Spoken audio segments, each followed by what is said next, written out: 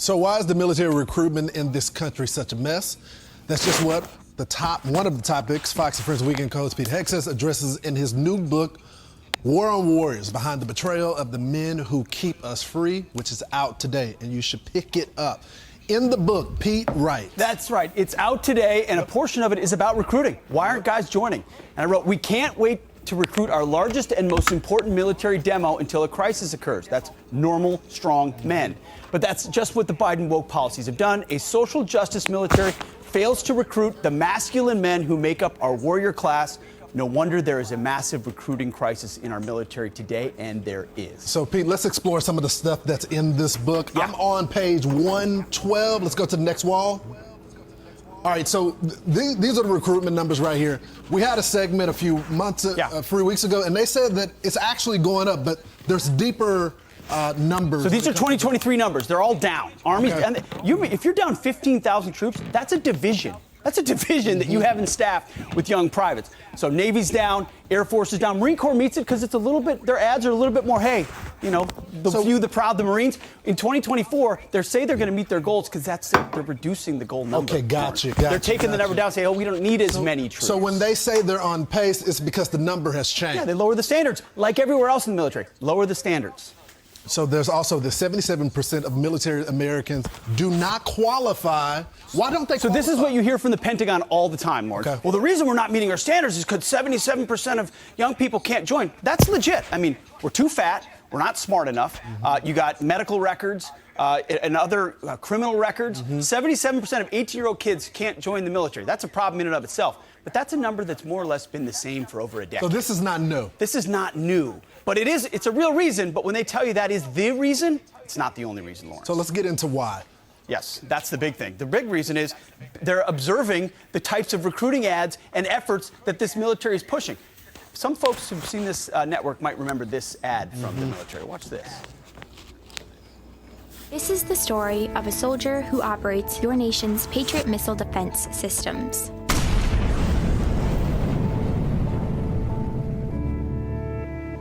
It begins in California, with a little girl raised by two moms. I also marched for equality. I like to think I've been defending freedom from an early age. So does this... I missed the recruitment effort. Does this inspire you? No. All those young men in Kentucky and, you know, Ohio and all of them, they say, oh, yeah, that's the Army I want to join. They missed the mark. It's just like a Bud Light moment, Lawrence. We don't want those frat boys. We want a different type of demo. Well, there are only so many ladies with two mommies that want to join the Army. You need normal, masculine men that want, and women that want to join to fill our ranks and always have. Real quickly, Pete, when did this sort of push start? How long has this been going on? This started under Obama, but it's been on hyperspeed under Biden. I mean, Trump paused it and he said in our interview with him, I want to get rid of woke military. I believe he will, and recruiting will come back as a result of that. But Lawrence, there are other reasons why too. So this is not just the ads. You saw the vaccine mandate pushed out a lot of conservative, Christian, folks that by principle didn't want to do that. The debacle in Afghanistan, they looked at how our military was treated, how that was handled. Then, of course, military families, Lawrence, we were talking about this before the segment. I'm the first generation not to serve. 32% in 2023 of military families are recommending that the next generation serve. That's way down. But why is that happening? Because I hear from SF guys, obviously my family, who all serve, told me not to serve. Yeah. People that love the country but are encouraging their kids not to serve. Why is that happening? Because they've seen the military change. They don't want their kids signing up to join an institution that doesn't reflect their values, that doesn't put meritocracy and lethality first. They're tinkering with social engineering, and as a result, the cream of the crop isn't rising. So the guys who have been there, done there, been to Iraq, Afghanistan, Guantanamo Bay, they say, I don't know if I want my 5 boys joining or not. That's why I end the book with a chapter that says the letter to my sons. Do I want you to serve or not? Get the book and you'll hear what I recommend. But it's a tough question. The book. You should get it. It's rocking the seams of the Pentagon right now because they don't know what's in it, or do they know what's in it? Thank you, Pete. You should get it today. Shalom. First and foremost, I want to give all praises and glory and honor that's due to Yahweh Ba'Hashem, Yahweh Shai, Ba'Hashem Rakakwadash. I want to give double honors to the apostles and elders of Great Millstone that rule well. Peace and blessings and salutations without the hopeful elect. Nor is in this gospel brought us with the standard of Yahweh Ba'Hashem, Yahweh Shai, wherever it may be. This is a lesson through the spirit. I know the brothers and myself were speaking on this military draft, this coming draft. And the elders and the apostles have been speaking on this for a while as well. I remember going back into the old videos back in 2007, 8, 9, 10, those golden eras when, GMS was on the streets.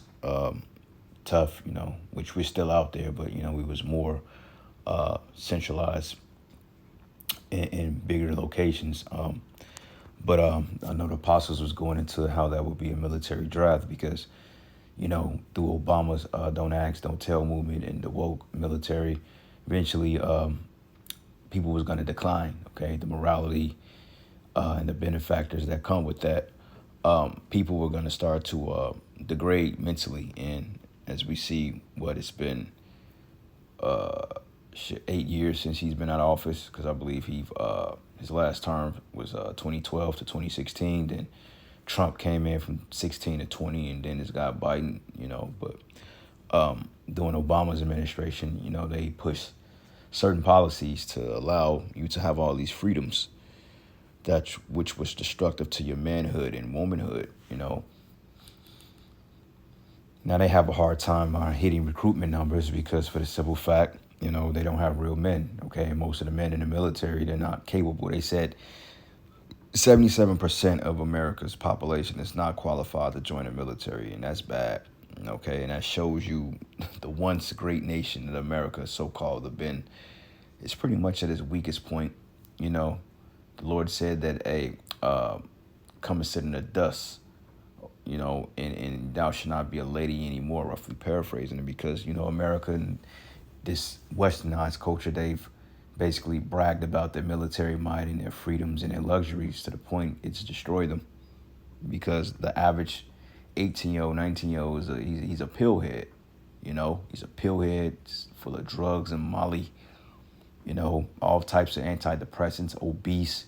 You can't run 2 miles without coughing up blood, This generation is weak, it's through, And this is bad for Babylon the Great because your nations, your enemies, I say it that way, they see it. They see the weakness and they're laughing at you. Okay, ain't nowhere in hell you can take these Generation Zers and put them part of a probable military to fight Russia, to fight Koreans, to fight Chinese. When these men were bred in war, but yet you were bred behind a PlayStation 5 or behind woke shows or behind Furbies and little rainbow colors, putting women on pedestal. This society is a joke. It's getting ready to be destroyed. It's through, So basically it says House passes defense bill automatically registering men 18 to 26 because they said the numbers are so low to the point nobody's signing up for the armed forces anymore. Okay, and most people, they don't want to sign up for it because they looking at it like, why would I fight for a racist country? Why would I fight for a country that's pushing woke rights and taking away my rights and giving them to people that's not even deserving of them? I say it that way. On top of that, billions of dollars are going over to the Ukraine and to Israel, and you taking taxpayers' money and you sending it overseas to fund these forever wars and they deplorable lifestyles. But yet I'm hit with the bill at the end of the year. Every year I owe the IRS because they decide they want to take excessive amount of money from us and we have to pay the bill. So who wants to fight for a place like that? You've totally betrayed your citizens, man. So you're not going to get those numbers. So your best bet, you're going to have to start snatching people up off the street. You're going to have to start getting people out of jail, felons. You got to recruit these poo-shiesties out here. I mean, that'd be your best bet because nobody in their right mind is going to sign up for your military or even comply with your draft. So just you drafting people alone may spark some type of civil unrest. But, we have to wait and see. All right. But it says, and this is pretty much not the long article. This is the bill here. And this is a long bill. And I'm not going to read all this. All right. I'm not even going to read a third of this because it's too much. It's a lot. Because I'll be scrolling all day. Though I do want to go through this and get some decent points, but that will be over a course of time. It's not going to happen this lesson. But if anybody's interested in seeing this, I will copy and paste the link in the description. And y'all can go check this out for yourselves because I'm not doing a babysitting game, man. Y'all want to learn, go and search this shit for yourselves, man. All right. But anyway, it says he'll bring back the draft. A divisive home front battle will loom over any major war, and they're gonna need the numbers. Okay, they getting ready to go down to the east. Okay, to the Valley of Jehoshaphat. That's the only thing left for them to do. All right, it's just what it is. There's war in Ukraine, and then all of a sudden that October 7th ordeal, that led up to all this, and the tensions have been growing ever since. So it says in the U.S. on the cusp of three-front world war against Russia, Iran, and China. So that's World War III. It says in such a seismic event were to occur, and it will occur. Would our nation's 50-year-old all-volunteer force request a boost from, dare I even say it, a reinstatement of the draft? Good luck with that, but they're going to have to do something. You know, all the migrants coming over here, they're going to have to grab them up too. It says it was January 27, 1973, when most American men aged 19 to 25 were able to celebrate President Richard Nixon's abolishing of the draft. It reads, Defense Secretary Melvin Laird announced, I wish to inform you that the armed forces henceforth will depend exclusively on volunteer soldiers, sailors, airmen, and Marines. And that's where they fucked up at, because they didn't keep it. They kept it around. It probably would have kept these men on their toes, but these men have totally become soft. You know, these baby boomers, man. Joke.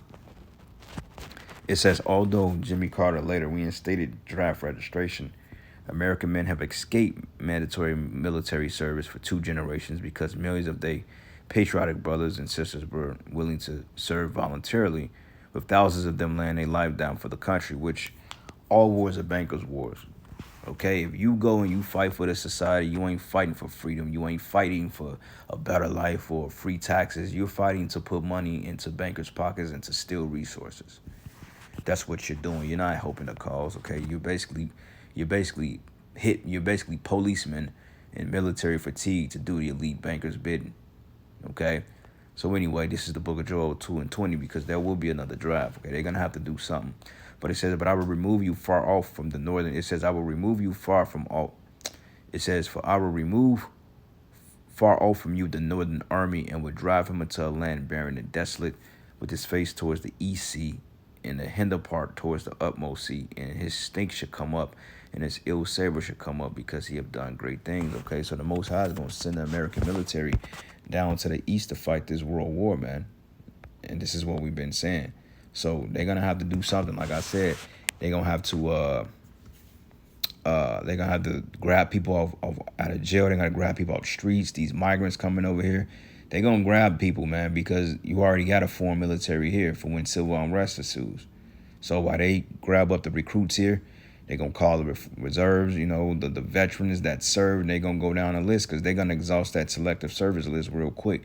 Then the reserves are gonna come back, then they're gonna call people back to active duty. If you got any type of military experience, they're gonna call you back. They're gonna have to. Now, whether you choose to go or not, that's up between you and Yahweh Shem Yahweh Shai. But the correct thing to do is to put your faith in the Lord and say, fuck your goddamn draft, I'm not going. Put me in jail, whatever you do.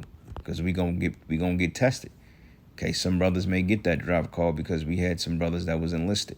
Unless you just you on disability. But even then, Esau's the devil. He'll call you back. Hey, can you have you? Can you be a heavy gunner? Can you be an autopilot? Can you operate a drone? And they're paying way more money too. They're paying, I believe, up to 20% more, some shit like that. But they gonna give you the bag to go out there. But the problem is that you ain't gonna come back and spend it, because where you gonna come back to? Because those of you that's going to fight this war, you ain't coming back over here. You gonna die out there. And on top of that, if you was to make it, you ain't gonna have no America, because America's gonna be totally destroyed by that time. By the time the Lord comes back, when the Lord comes back, and when he ends this war, there ain't gonna be no Babylon the Great to come back to. This shit is gonna be wiped off the map, and deservingly so. And in my humble opinion, it can't come quick enough, But anyway, it says, and I would drive away these armies from the north, which the northern army is talking about the American military. It says, and I would send them into the parched wasteland. You got Saudi Arabia, which is basically desert. It says, and I would send them to the parched wastelands. Those in front will be driven into the Dead Sea. Okay, you got the utmost sea, you got the East Sea, the Dead Sea, and then those into the rear, into the Mediterranean, and a stench of their rotten bodies will rise over the land, because the Lord said,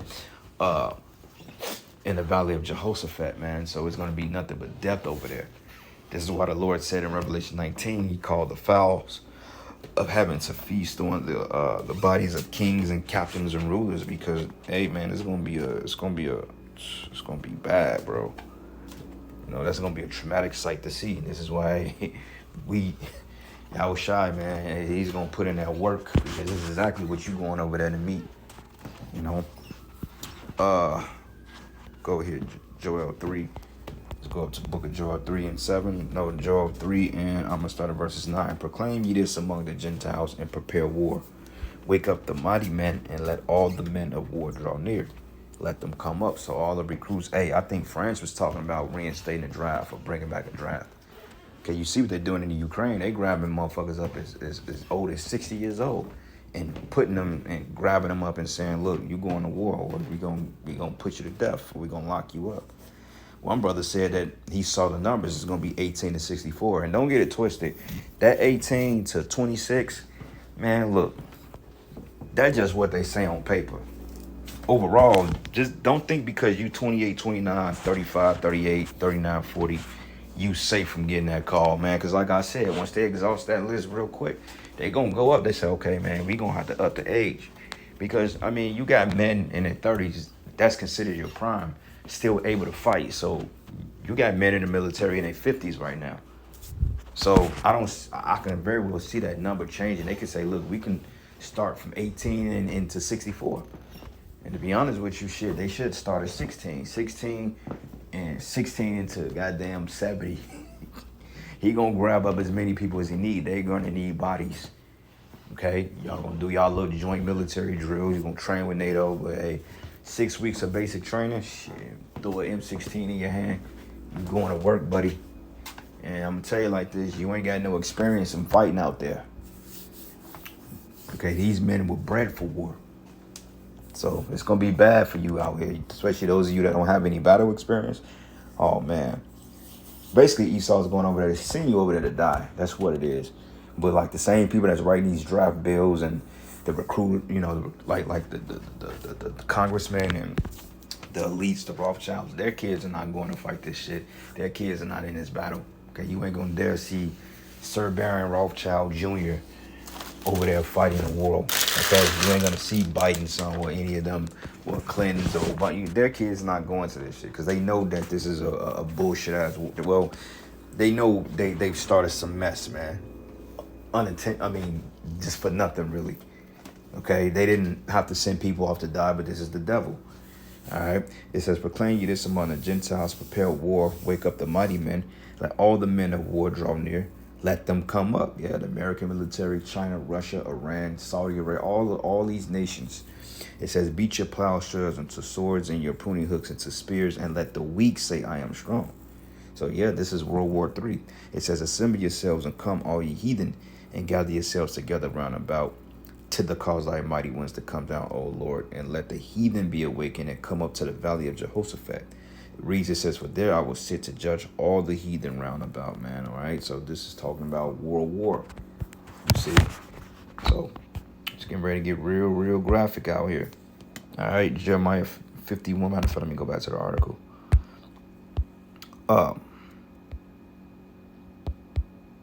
It says there were 2,324 military deaths in Afghanistan, along with 3,917 U.S. contractor deaths.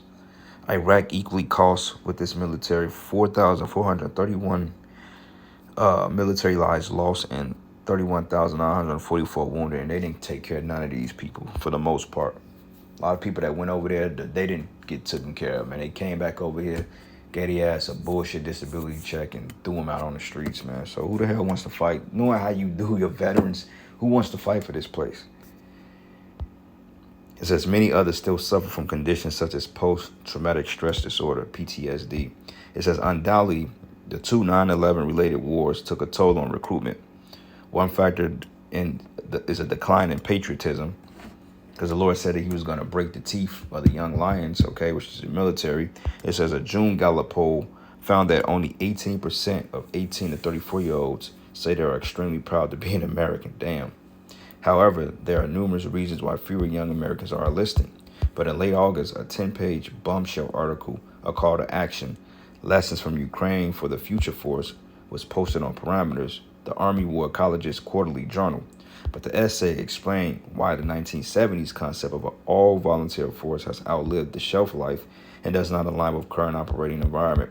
Okay, it reads, it says, Katie Crom and John Nagel, whose credentials cannot be lightly dismissed, wrote that the U.S. Army is facing a dire combination of recruiting shortfall and a shrinking individual-ready reserve. The shrink is sight alarming.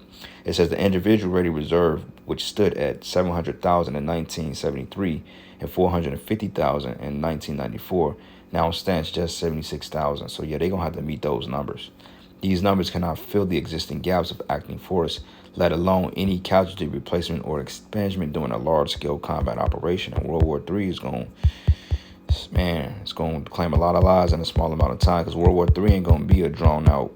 I mean, technically, since the start of the Cold War, we've been in the Third World. Okay, going shit over 40 fucking years. But overall, the hot war, when it gets hot, it's gonna be. I mean, this ain't gonna take place over no month, over no years, because the whole world will be decimated. Okay, the Lord says it's gonna take 1 hour for this place to be destroyed.